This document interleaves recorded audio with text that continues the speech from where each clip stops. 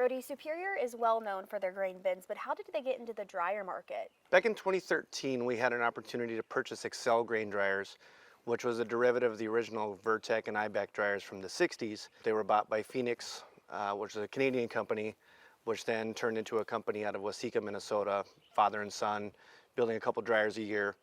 We purchased the company, had side fan models. We did some engineering changes, made the under fan models like we have here, and expanded the model line for small farms all the way up to large commercial operations.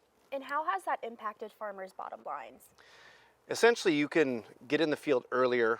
You can also lessen your field loss by getting in the field earlier. You have to have a way to get the moisture out, especially corn. And the only way to do that is with a high temp mechanical dryer such as that we offer. So with this specific operation, what was this farmer looking to incorporate in terms of grain handling equipment? So he had originally 4 bins and wanted to add on some additional storage for dry as well as a wet bin and then a dryer because he was taking on more acreage, needed to get in the field earlier, get that product out.